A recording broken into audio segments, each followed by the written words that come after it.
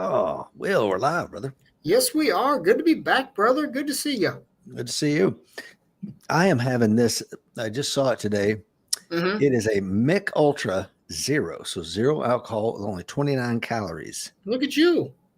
It's just water, I guess beer flavored water right at this point. But Yeah. Well, I got right here. I just finished a workout like we're talking about. I got water flavored water right here. So yum. straight from the tap. So either build my immunity or kill me. And you're in San Diego tonight, right? I am. Yes. Yep. Well, So you're this is flying kind of tomorrow. this is kind of a throw together show, guys, and we're going to get back to our regularly scheduled Monday mornings starting this coming Monday. And if you want, we'll do a little teaser. We're going to dig into a whole bunch of points. I'm kind of thinking let's just have a PowerPoint slide with whatever we're going to talk about, and we'll just kind of go off the top of our heads. And maybe I'll have a couple of charts in there to back it up, but not a lot. No, I love it. I'm very excited about that. So that'll be Monday morning, May the 5th, 0730 Central Daylight Time. Hopefully you join us there. Bruce is on. Good evening, sir. Good to see you, brother. Our And good friend Will is on. Bruce, yeah. And we now have a quorum of Wills. We do have a quorum. It is official. Yes. So, all right. You ready to dig into this, brother? Let's wear it out, man. All right. So, not a lot of slides tonight, guys, but I do want to dig into, there's been a few things going on in the world with tariffs. And we're going to talk a little bit about that with this Fear Greed Index. This is our normal start, CNN's Fear Greed Index. We're at 33. It was down to, I believe, 4 at one point. Its all-time low was 2 I believe that was at the bottom of the housing crisis, either that or COVID. I can't remember which one, but we got down to within spitting distance of the all-time low. Some of this was the tariff stuff. The other thing we're going to start digging into on Monday, it's called the basis trade on treasuries. And that's a little longer discussion, and it's something hedge funds do. If you or I did it, Rich, we wouldn't make enough money for the bother or the risk. But when you throw a couple $1 billion in there and then leverage it up 8 to 10 times, you can make some money.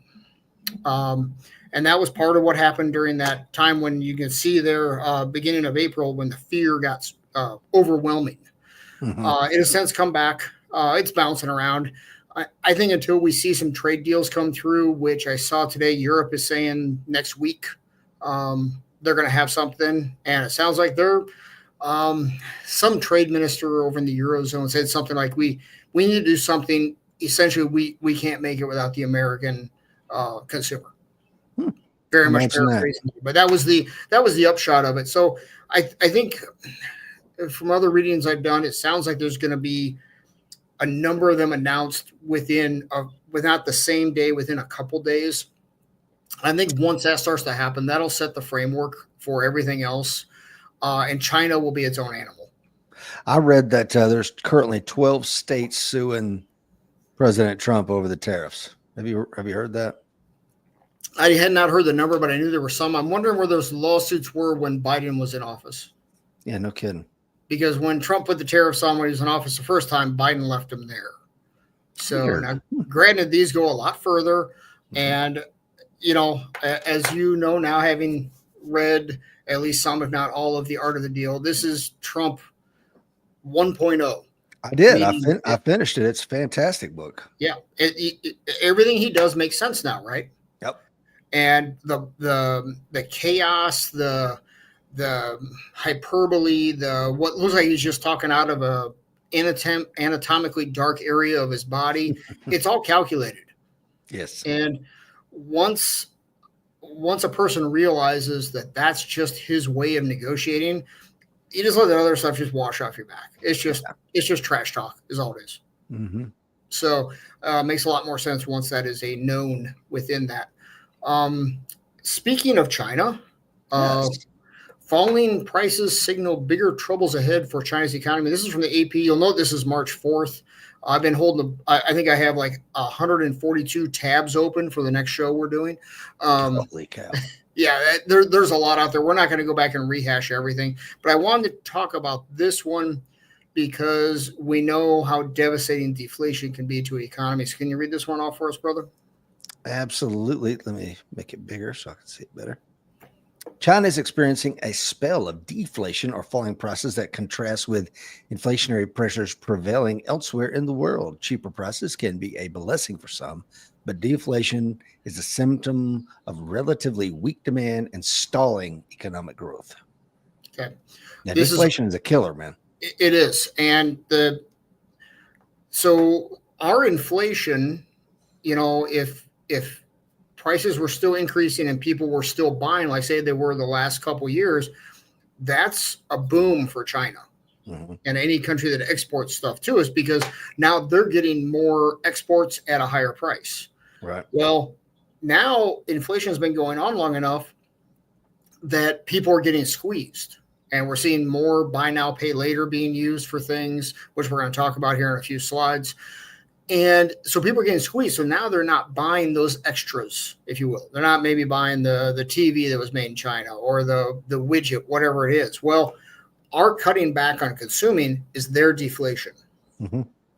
And their stock market took a real tumble. Really, when Trump came out on April 1st, it was going down a little before that. It absolutely cratered then. Mm-hmm. And so now they've started stimulating. Now, of course, we know that's just, in our country, we call it Fed speak, for printing money, Right. and pumping in their economy, because we know how to make sure deflation does not happen. It's just drop enough money out of helicopters, a la Ben Bernanke, right? And that is precisely what they're doing, which is why their stock market is recovering, because in their currency, it takes more currency to buy a share of Alibaba or what have you. So their stock market is recovering. So this is a problem that's going to be ongoing as long as there's the tariffs and as long as our consumers here in the U.S. are being squeezed. Does this have anything to do with why gold is crushing right now? I think long term gold is in just what we would call a structural bull market. It's going to keep going up. It's due for a pretty good pullback here. I think it's probably got another 10 to 15% down to go. I sold off all my paper. Did you really? Yeah, I sold off all my paper gold. I still have all my physical, but all my paper gold is gone. Paper gold, guys, is when buying inside of a 401k or an IRA, buying the GLD or AAAU. I sold all that off about a week and a half ago, over the course of a few days. When it hit 34 an ounce? I'm not sure. It was darn close. If it wasn't that, it was darn close. Yeah. I saw it was down 3% today. It was down. It's been vacillating, but it's due for, I'd say, another 10% pullback, and then I'll start dabbling in then with that. And I keep my physical gold, guys. That's the stuff that's going to go down to the kids. That's going to bribe them to give me the good nursing home. And then, the paper stuff I trade in and out of. I went completely out. It was such a run. So it's due for a pullback. But if I was going to, so that's my trading account, my investing side, which I do the gold as a physical there. I'm never selling that. Yeah. So it's two sides of the same coin, pardon the pun. That's right. Yeah. So this will be an ongoing problem for China, as we're going to talk about on this one. So China rolls out employment support. Sounds like stimulus to me. Yeah. And hints at more stimulus as U.S. tensions escalate. Can you read the rest off for us there, brother? Absolutely. Senior Chinese officials on Monday outlined plans to support jobs and help exporters while hinting at the possibility of more stimulus in light of rising trade tensions with the U.S.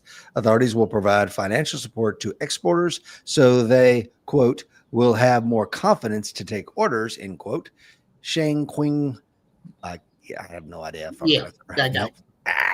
Vice Minister of Commerce told reporters in Mandarin, translated by CNBC. My name is Rich Brown, guys. I mean, I have no idea how to pronounce that name. What I always tell people is English is my second language. It's also my only language. So that tells you how bad I am at it. Yeah, same.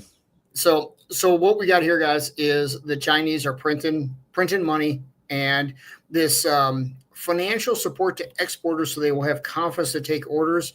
I'm reading that as don't lay your people off, don't close your factories. Here's a bunch of money, and play it that way. Because once those factories get closed, they don't reopen fast, right? No. So this is them trying to keep things going along until something can be figured out. But can they call in some of our bonds and put pressure on us? They have sold off a lot of our bonds. Okay. That's kind of they're not the largest bondholder anymore. They were for a period of time. Japan has been the largest, if not the largest, second place for decades. But China has been selling down their bonds. That's kind of the final shot across the bow because you only get one shot at that. Mm-hmm. And if they sell a bunch of our bonds, that drives the rate up on the market because that drives down the price of the bond. Therefore, the yield goes up. Mm-hmm. But that's going to be fairly obvious what's happening. Yeah, they can sell it through intermediaries, but suddenly if over a period of time, a week, a month, that many bonds hit the market, that there's only one player doing that. Mm. So, and that's a one and done thing. I would, off the top of my head, without having put a lot of thought into it, I would think that might be something they do very close in the lead up if they're going to invade Taiwan. Okay, that makes sense. That may be a cyber attack. I've always advocated. I think the cyber attack will be on either critical infrastructure and or the banking sector. Specifically, if I really had to guess, I'd say merchant accounts. The merchant accounts are when you tap your credit card. The merchant account that business has is what authorizes and runs that credit card. You shut those down. Vast majority of people don't have cash. Yeah, that's right. So that's going to shut things down. Do that for a day and then let it be known that, oh, yeah, that was us. Leave us alone. Well, Spain and Portugal just got their ass kicked with some blackouts. Yes, they did. Last week or this week? It was last week. Yeah. And did you see the Chinese came out and admitted a bunch of the cyber attacks that happened under the Biden administration during that time period? Not saying it was Biden, just that time period. They came out and admitted, yeah, that was us. No, I didn't. Yeah, face to face with members of the Trump administration. Yeah, that was us. So that was another shot across the bow. Just a couple of things. We got Mark on. It says, good evening, guys, up here in Toronto, Canada. Guile is on in the Philippines. It says, good evening, guys. Just woke up. It's 0813 here. Hope you have a blessed day, my good friend over there in the Philippines. Thank you to the 4 folks watching us live. Please like and hit that share button. Just a few slides tonight. But if you want the full show, we got it coming up for you on Monday, May the 5th, 0730 Central Daylight Time. Yes, sir. So we're just seeing more and more troubles in China here. This one, the first thing I thought was interesting about this one, this is from the same article. Everybody's still wearing a mask in China. I found that kind of humorous and interesting. Can I ask you a question? Okay. Please. Because I'm thinking, we're putting all this pressure on Taiwan. I'm so sorry. We're putting all this pressure on China. And it's non-alcoholic, guys. It's not I'm making mistakes. We're putting all this pressure on China, and we're seeing what their response and with the stimmies and all this other stuff. And you mentioned invading Taiwan, and it reminded me we were putting all this economic pressure on Japan, and what did they do? December the 7th, 1941. Yes. Is there any chance that these tariffs may push them or push up their timetable for Taiwan? It could. 2027 is the generally accepted timeline for Taiwan in all the things I've read. This could push it up. I would say even likely to push it up. But this could also, there's an argument out there that this could also short circuit the war. Because if we ruin their economy enough, say they have to print enough stimmy to ruin their currency and nobody wants it, how do you fund a war? Well, that's what I'm saying. If you start looking this, playing it out, where are we going to be 6 months from now? We either cave to Trump now and keep the 2027 plan going. Yep. Or we take the hit and we're not going to be ready in 6 months to a year. The hell with it. We go now with what we got. And that could happen. Yes, absolutely. So, it's just so hard to say. But Xi Jinping is so insular and has surrounded himself exclusively with yes men that it's very difficult to predict what he's going to do. Okay. So, you may read this one? Sure, go ahead. It says a job fair in Beijing in 2022, China's urban jobless rate among those aged from 16 to 24, excluding students, stood at an elevated level of 16.5% in March of 2025, according to data from the National Bureau of Statistics. 16.5%. Can you imagine if we had that here? Yeah. And this has been an ongoing problem. And bear in mind, this is even with the one-child policy. So they have a lot fewer young people as a percentage of their overall population, and they still can't make enough jobs for them. Mm-hmm. So this is an ongoing issue. And now you see a lot of companies. I know Apple did some time back, and a lot of other companies as well are pulling some of their production out of China and moving it to India, the Philippines, all over other areas to get around tariffs and to ingratiate themselves with the Trump administration. Yeah, and Giles says, he doesn't use credit cards except when he comes abroad, like here or Japan or Canada. He says he sees China as bullies. I was having a conversation with a retired military officer, and he was saying, yeah, me and my wife, we went overseas recently. I won't say who he was. We were in Australia meeting with some retired military officers that are Australian military officers. And he said, man, they really are nervous with having China right there. He goes, they see them in a slightly different light than we do with a giant ocean between us. Yes. But for them, it's a real threat just to their north. So yeah. And that's something I think that we as Americans need to be very sensitive to, and, write the Trump administration, whitehouse.gov, because I voted for Trump 3 times, however, he's the bull in the China shop, and, that feedback matters. It truly does. I used to have regular conversations with a local congressman. And he said, you'd be amazed. 15, 20 emails will sway some votes on things because you get so few contacts on things. I heard the same exact thing. I was shocked when I saw that. Somebody was like, my staffers told me I had 8 emails this morning, and they were just like, and this was on Face the Nation. They're like, wow, 8 emails. Yep. And I was also looking at voting records that got released here in Cumberland County, Tennessee. Mm-hmm. And I was shocked at the low number of people that actually vote for like mayor. I looked at my son. I'm like, hey man, we're 2,000 votes away from being mayor of this town. Yeah. Maybe we should do it if I wanted the headache. Yeah. Who would want the headache? But it's people will complain on Facebook and they'll complain on Twitter and so on and so forth. But, a simple 5-line email to whitehouse.gov or your local congressman or your mayor, it does make a difference. It really does. And I'm as cynical as anybody when it comes down to those folks. But what's it take? A few minutes. Absolutely. If you're sitting there waiting for your burger at McDonald's or what have you, bang it out real fast. Yeah. So Chad Ray is on, Derek is on, Eric, Bruce, of course, Will, Mark, Chad. Thank you so much, guys, for being on today. This is one we need to start watching here, guys. U.S. credit downgrade last happened when Obama was in office, had to do with the government locking up back then. Luckily, that's not happening now, right? Yeah. Now, we are of like mind on executive orders. I can like what, executive orders are being done, whether it's all of some or most, but I don't like the idea of them being used wholesale. No.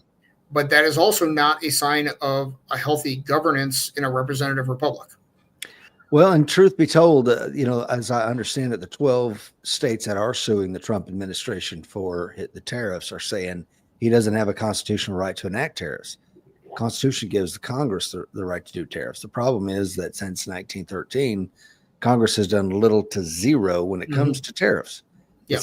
It's too easier to just tax the American people than to make other countries pay their fair share to gain access to the American economy.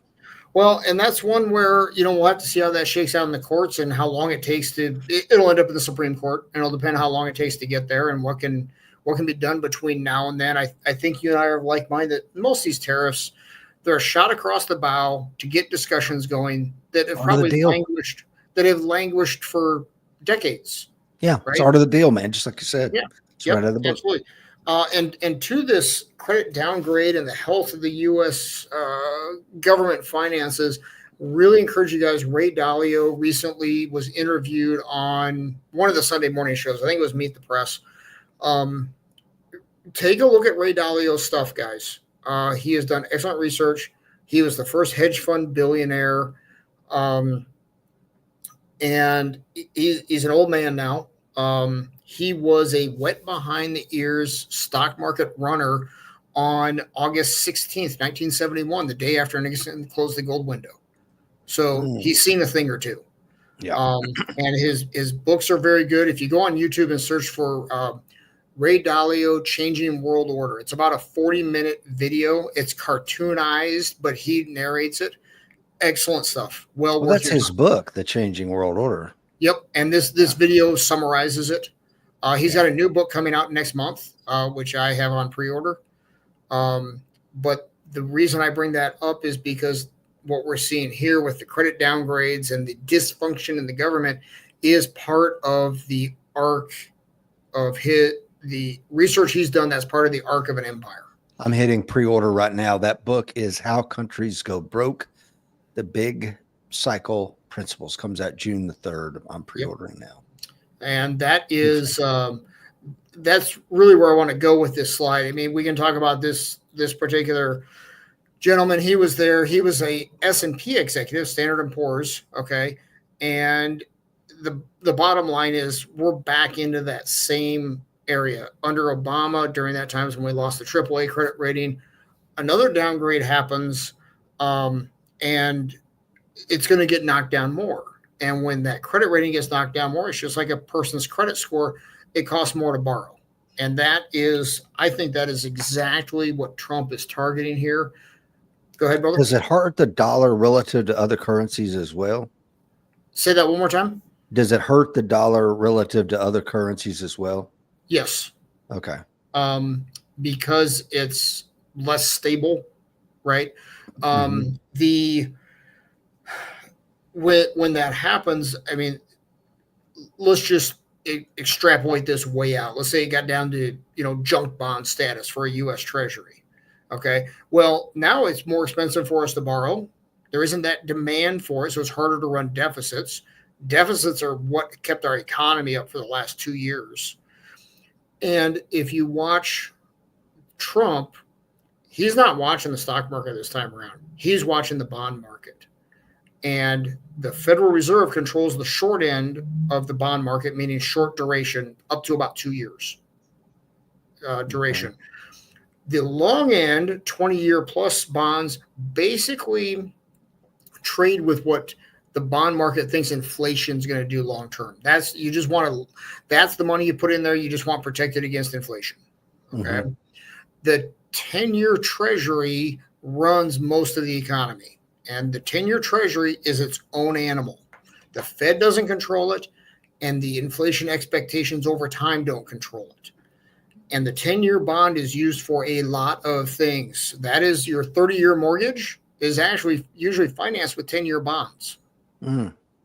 So a bank does not go borrow money for 30 years to lend it to you for 30 years. They go borrow 10-year money. And the reason they do that is it's cheaper to borrow, typically speaking, cheaper to borrow 10-year money than 30-year money. So therefore, they get that spread on it. And the expectation is they can refinance your mortgage without you ever being aware of it and then not get upside down on that. And this is, if you remember the savings and loan crisis in the 80s, that's what happened. The S&Ls got caught on the backside of that. And when they had to refinance all those mortgages, they were saying, I'm making the numbers up, they had to refinance Rich Brown's 8% mortgage that they originally borrowed the money at 6%, but suddenly rates were 10. That's and they were upside down. Yeah, that's a problem for a bank. Okay. Oh yeah. And then they see, they're going bankrupt. Okay. The 10-year bond also is. So Janet Yellen is a very technical financial term. She's an idiot. Okay. During COVID, it was a flight to safety. Everybody just wanted someplace to put their money where they knew they'd get their money back, right? Interest rates went to zero. We could have refinanced the entirety of the national debt at 0%. And there were talks of, hey, let's do a 50-year bond. And she wouldn't do it. They're like, okay, at least put it all out 20-year plus. Those were all darn close here, 1%. Could have locked those rates in for the federal government for 20 years, just like a person locks in a 30-year mortgage at 2.75 during that period of time, right? Right. Mm-hmm. Nope, she ran most everything at 5 and 7 year bonds. How'd that work out? What's 2020 plus 5? 20 plus 5, 45. Yeah. Let me check my math. Got my phone here. So we have to refinance the national debt right now. And Trump wants to take that out further on the curve, meaning he wants to get out to 10-year plus. So he's watching those 10-year rates on the bonds. The bond market runs the 10-year rate. It's not the Fed. It's not the expected inflation rate long term. It's the bond market. It's bond traders. And if they don't have faith in the U.S. government and the full faith and credit of the taxing authority and all that stuff that goes into it, they sell those off and the yields go up. That's what caused Trump to start capitulating on some of these tariffs. It wasn't the stock market going down. It was when the bond market started going down and the rates started going up. And when does her term end? What's that? When is Janet Yellen out? She's out already. Okay, thank God. Yeah. But she there's I forget who it was now. At Treasury, it's Bessent, isn't it? Scott Bessent, I believe it is. Yeah, Scott Bessent. And he's a Wall Street guy. He understands the game. He gets it. And I forget who said this. I need to look it up. He was a Wall Street guy, a titan of Wall Street, and he said, when I die, I don't want to come back as a football star or a baseball star, whatever sports thing he used. He said, I don't want to come back as those guys. I want to come back as the bond market because the bond market intimidates everybody. Damn. But that's what Trump is looking at right now. Correct? That's what he's looking at. He's looking at the 10-year Treasury rate, and every now and then you'll hear him talk about it. Bessent talks about it more. They want to drive that 10-year Treasury rate down. Now, how do you make yields go down? Hope you'll have a recession. Oh, okay. Is that everybody goes to bonds for safety, right? Stock market's going down. Where are you going to put your money? Bonds. Yeah. Bonds and gold. And I don't have to tell you what gold's done. It's crushing it right now. That $3,300 an ounce. Yep. So everybody's going there. When people flood into bonds, the price goes up, the yield goes down. Then you refinance the national debt. That's what I think's happening. The other side of this too is if you're watching what Trump is doing, it looks a lot like Reagan between 80 and 82. Looks a lot like Reagan. That what you said? Yep. And I'm not equating them. Reagan was a completely different animal when it came to how he ran things, right? But Reagan's known for what? Great economy, right? Yeah. Wonderful steward of our national economy. Nobody talks about the fact that there were 2 recessions in his first 2 years in office. Everybody remembers the other 6. But it's the answer is why. Why was there? Well, because it was coming off, the 70s, the inflation rates started coming down. Okay. Reagan called Volcker to the White House a la Nixon and Burns in 74. Reagan called Volcker to the White House in 82, try to get him to move rates down in the lead up to the midterms. And Volcker flipped him the bird and walked out. Can we talk about that? I want to briefly touch on something. Rudy and I, retired special operations pilot. We did a great show on Eagle Claw. Check it out. It's podcast number 400 on the American Warrior Show. Where I'm going with this is I was thinking about what if Eagle Claw had been a success. If Eagle Claw had been a success, we would have got 4 more years of Carter. Yes. Think about that. And I'm like, oh my God, as much as I want Eagle Claw to succeed, can you imagine 4 more years of the Carter administration? We would be in bad shape now, buddy. Yes, we would be. We would be. So, keep watching that Reagan Trump thing. And I'm loosely following it and trying to pull the parallels there. But I think Trump, I really do think Trump, he wants rates lower. And if a recession is what's needed to do that, I think he's willing to endure that. He can't get reelected, but if he can get it to happen fast enough that we recover quickly enough, then you'll have President J.D. Vance. Yeah. That's my, I don't know. I don't have a tinfoil hat because I'm on the road, but if that's what You I'm gotta thinking. carry one. Come on, I man. should. I just need to carry one of them things of aluminum foil, and then I can make one wherever I go. Exactly. Yeah. Johnny King is on. Guile says gold is more valuable asset. Gold member Razmik has no problem with that. No, he doesn't. Yeah. Sadly, he's not joining us this evening, but yeah. Yep. So, which I mentioned buy now, pay later earlier. So, Rich, you can now DoorDash with buy now, pay later. Let's talk about that real quick because I have a personal anecdote. Okay. A friend of ours, like, yeah, my son's having to go bankrupt. He's like 22 years old, bankrupt. Mm-hmm. And I'm like, he's got a pretty good job. I won't say what he does because it might hint at who it is, but like, yeah. And I guess her husband, the kid's father, co-signed for the kid.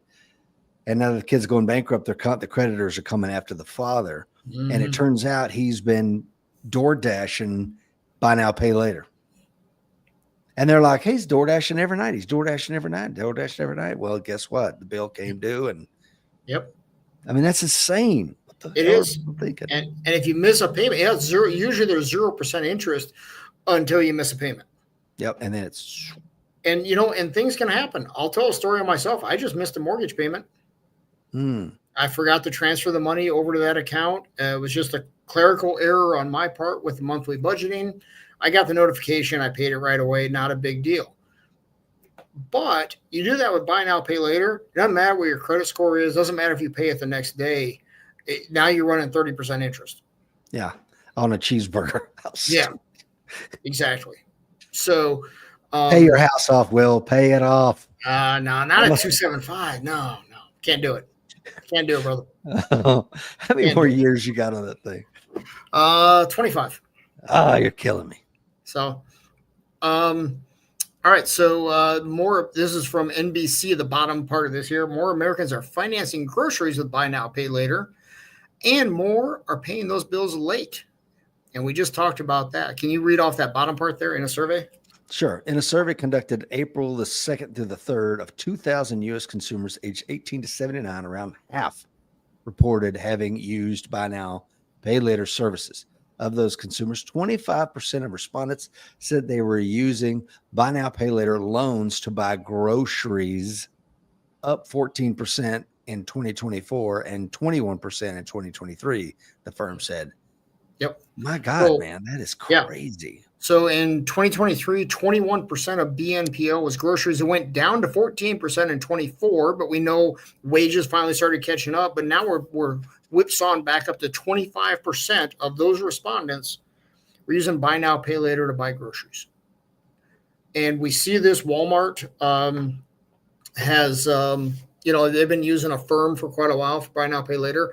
Walmart's bringing that in-house because it's so lucrative. God, I bet it is. And, it's, some people will say it's predatory, on some level. Yeah, you start talking about 30% interest and stuff, and that's predatory. But, ramen noodles and mac and cheese, you know what I'm saying? But here's the thing, man. All this math is always going to be a tax on stupid people. Yes. It just is. I mean, I don't know. Yep. I don't know another way to say it. If you can't do this, and that's where schools have been failing kids for a long time.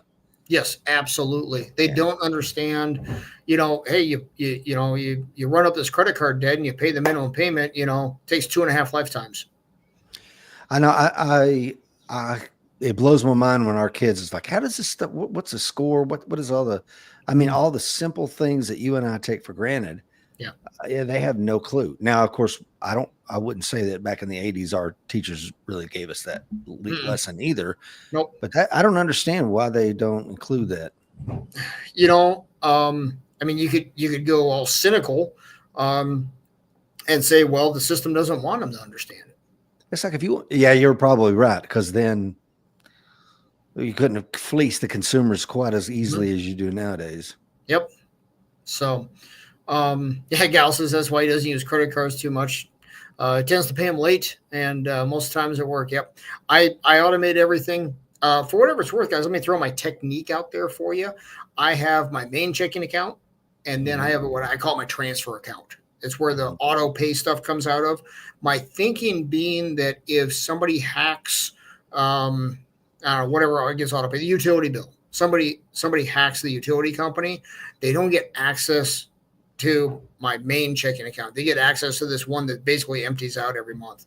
And I just failed to transfer the money over there that last month is what happened. So let me look this up real quick. You know, we used to recommend privacy.com. I haven't used it in a while, but I tell you that privacy.com, it's a bank. So it behaves a lot like a bank, but it has some amazing privacy protections, unlike a bank. Now, it's not going to survive a subpoena. You can't be breaking the law using it. But if you want to not get scammed, you can say, hey, I'm going to do a one-time payment to Anheuser-Busch for $1,000. Anheuser-Busch can have $1,000 one time. Then they can't run that card ever again because that they generate a 16-digit code, CV, a different CV, and a different expiration date every single time you want a new one. Okay. Although it's pulling from the same account. But anyway, they got some incredible tools over there. If you're really worried about this kind of stuff, I can't recommend them enough. Yeah, that's a great point. I'll look at that. I don't really worry about it too much, other than I just wanted some sort of buffer in there. You know, my technique. Another thing it does, Will, is let's say I only want my phone bill should never rise above $440. You know, so US Cellular isn't that much, but whatever. It will not. It's not going to approve that charge for $480. You know, it gives me a moment of, what are you talking about? Oh, we got this new fee. No, you don't. You know. Anyway, it's good stuff. Yep. Good. I'll take a look at that. So this is not a sign of a healthy consumer, and that brings us to this one. You want to read that one off for us? So Ernie Hemingway. His friends call him Ernie. Me and Will always felt comfortable calling him Ernie. He said, "How did you go bankrupt? 2 ways: gradually and then suddenly." And that, of course, is Ernest Hemingway. I was at his house a couple months ago. It's phenomenal down in Key West. If you haven't been, I highly recommend it. Yeah. So, and you know, that's where a lot of our fellow folks are headed. Unfortunately, is these prices stay up like this, a burp in the economy. We're seeing, you know, more and more companies pulling guidance for what they think 2025 is going to bring. That doesn't mean they're necessarily going to run across really hard times. It's just with the tariff and the trade stuff, it's impossible to tell. Yeah. And I will tell you, I have a new phone sitting at home. I haven't activated it yet. And so does the rest of the family to get in front of that. Apple flew in, I think 5 airpoints with something like 16 million phones sticks in my head, but that's got to be way too many for 5 airpoints. But it was well over 1 million phones. I forget the exact number now. And you know, I just ordered a new beer fridge for the garage yesterday, and my beautiful bride is looking at a washer dryer set. It's like, well, this stuff's getting older. The beer fridge it was an avocado green, but it's almost that old. And it's like, you know, it's past due. Avocado green. What's that? Was it avocado green? No, it wasn't, but it was almost that old. I mean, I think it's been at least 12 years I've had that thing. I think I got my $75 worth out of it. You know, it's like, you know what, let's just buy a brand new one. You know, at my age, late 50s, you know, if it lasts 10, 15 years, that puts us well into retirement. And, you know, we don't know what's coming with the tariffs and all that. So let's just lock it in now. I tell you, man, here's another anecdotal thing. So the construction company that I run, we had a couple of pieces of, we had a backhoe attachment for a Bobcat. We had a Harley rake and some other stuff, a trailer or two that we were going to let go. So I put it on Marketplace. And literally while it was still saying, we're reviewing your order, my phone was ringing. And I'm like, I couldn't believe we sold everything within an hour. Wow. I mean, everything. We're on guys calling me like, I'm hooking my trailer. I'm coming to get it right now. And then I got to thinking, tariffs, all these machinery being made overseas and brought in. Yep. This stuff's killing it. So the prices are going like this. I didn't even think I could have charged. I got a lot more money than I did get, you know? Yep. Well, and that's where I'm a DIY guy, as you regulars know. I've got a tile saw. I'm done with it. I'm holding off on selling it because when I bought it, it's a Harbor Freight tile saw. their top end one, whichever it was. And when I bought it, I think it was $350. I think I got it on sale for $299, something like that. Used it on a couple projects now. Done with it. I think the new ones now are going for close to 500. I'm pretty sure I can sell it for more than what I got in it. So I'm just going to wait and see if the tariff hits because it's Harbor Freight. Everything's made in China. I mean, I'm a Harbor Freight fan. I buy a lot of stuff there. Me too. But everything's going up. I just bought a welder there. So hopefully I still have all my fingers after next time we talk. I'm able to not weld myself. But yeah, a lot of people are doing this, and it's going to cause some havoc. We're going to dig into this a little bit more on Monday. It's going to cause some havoc on GDP reports because imports subtract from GDP. So if our GDP, I'm just going to make some manageable numbers here, okay? If our gross domestic product in the past has been $1 million a month, right? And 200,000 of that is imports. Well, that would actually be 800,000 GDP, right? But let's say some tariffs are going to hit, and suddenly everybody accelerates their imports. Well, the imports are subtracted from what's made here and from exports. So suddenly, let's just say you had $1 million GDP and you had $200,000 of imports, netting 800,000. But now let's say suddenly you had $2 million in imports trying to get in front of tariffs. Well, now you have a negative $1 million GDP, but we still made $800,000 worth of stuff here. Yeah, see what I'm saying? Yeah. So now when that whipsaws back the other way, so that's part of the reason we got a negative GDP report for the first quarter was the pull forward on imports. Now, when suddenly those imports shut off, the GDP is going to skyrocket. And that importation is going to stop because even if the tariffs go away and everything normalizes, a lot of large retailers are sitting on 6 to 8 weeks of inventory. So they don't need to bring that in during this period of time. Does that make sense? Because they learned the lesson of COVID, right? Right, exactly right. So they're worried about the supply chains breaking down. So the Trump talking point on that is going to be, yeah, we had that bad quarter, but now look, I mean, it's running 5% GDP. Well, yeah, no. It's the way the numbers are calculated and the way the timing is working out. So we're going to have to be very patient through that and get past the political talking points from Team Red and Team Blue. And boy, there's a lot of damn talking points right now. Everybody's got a freaking opinion right now. Oh yeah. And it's just, as somebody who really follows the stuff and, I'm more Team Red. I totally admit that. I'm very open about that. But when it comes to money, it's Team Purple. Just show me Team Green, brother. Right? Yeah, I mean, exactly. Yeah. Just show me the numbers, right? I don't care in the end who gets credit for it or who's right. I just want to make money. So yeah, my buddy who's in recon, when he went to dive school, they do a dive shirt, and on the back of the dive shirt they always put the class's motto. So they come to the class president, some sergeant, he's like, "Sir, I don't care about a motto. I'm here for the dive pay." So they're like, "Yeah, but you got to come up with a motto." He's like, "Okay, screw the motto, just give me the dive pay." And that was on the back of his shirt, Yep.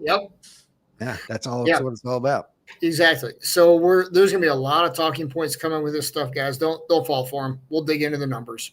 Yeah. And the numbers will tell the story, and the trend of the numbers will give us an idea what's going to happen in the future. A wise man once said, "The trend is your friend." I think That's you know it. how that goes. That's it. All right, you ready to? You want to give any preference to this video? You know what? I ran across this one on Facebook, and I really thought this was going to be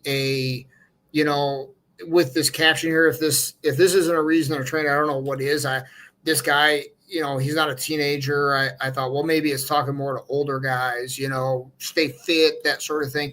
So this one, it caught me off guard. I've watched it a couple times, and I think it's a good lesson for all of us. I watched it too, and I won't give anything away, but there's a guy quoting Predator on here, and I'm gonna tell you right now, I saw the interview with that Predator he's talking about, and this guy's quote is 100% accurate. So let's watch it.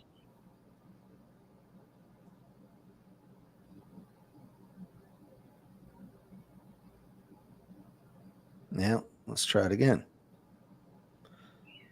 You got to switch to that one, brother. It wasn't showing, was it? It was showing. You got to hit this. I think you got to hit that add to stage there. Yeah, I'm hitting it. Okay, now let's try it. Okay. You go after a specific child. He went after boys, girls, black, white, Hispanic. It didn't really matter. He went after them all. There wasn't a specific demographic he focused on. And the most amazing thing he said, I looked at the father. And if the father wasn't a threat, I would go after that child. That blew me away. He didn't even look at the mother. He looked at the father. And if the father wasn't a threat, so I've started telling you, hey, be a threat. That's a good thing. If you're a dad, one of the most notorious sex predators what do you think about ever that? in the United States of America. I think there's some truth there. I think there's a lot of truth there. Well, he did say it. I have seen it. I'll try to find the original one and have it. Yeah, if you can, I'd be very interested to see that. And we all have our anecdotes of things, and I was visiting New York City with a family, and the time my kids were young. I want to say my daughter was maybe 12, maybe 11, somewhere in there. And we were walking down the street. We're obviously tourists. We're looking around. We're taking pictures. We're going to that I Heart New York, the sign by the corner you can stand by. We were walking towards that. And there was a guy leaning against the wall of a building. As we went by, I noticed he was really eyeballing us. And we went by, and I turned like I was talking to my wife, but I was looking back over my shoulder, and he came off the wall and started following us. And he followed us down to that I Heart New York sign. We're getting pictures, and he's staring at my daughter. Ooh. And I just stared at him until he looked at me, and I just shook my head like this. And he just did that number and turned around and walked away. Yeah, these people are cowards, man. I mean, that's why they victimize. Absolutely. And to that doesn't take much. One of our good friends, Greg Rice, I don't see him on tonight, but he's doing a series on his Facebook feed on situational awareness, things he's learned over the time. He's posting a daily thing on situational awareness. Very good stuff. But that's if you're not paying attention, you don't see that coming. That's exactly right. Yeah. So, be dangerous. That's a great one to end it with. Yep. Tony says, "Hey, folks, spontaneous corneal erosion. I don't recommend it. Any plus, we'll be praying for you, brother." That sounds like a lot less fun than shooting guns and drinking beer. I agree, which I'm going to be doing here in a moment. Okay. All right. With that being said, why don't you take us out, brother? Hey, before we do though, I'll be back on Mondays now in May. June looks like it'll probably work out good. Looking forward to doing the Monday morning thing. We got a lot of stuff to cover here with the tariffs and getting a lot of the political talking points out of there and talking about the downline consequences of these and how, in the research I've been doing, how consumers are reacting to these and how it's already changing people's mindset. And in the end, all spending is based on mindset. So we're gonna dig in pretty deep on that stuff. A few charts, lots of us talking about stuff. So you guys watching this now, and anybody watches it later, be thinking about how you're thinking about these things and how it's changing your behavior, because it's an indicator of what everyone else is doing too. So start observing how you're changing, because it's something I've been putting a lot of thought into. And with that, let me try that again in English. English is my only language. It's also my second language. You got this, Will. Okay, here we go. The fight's coming. Be ready.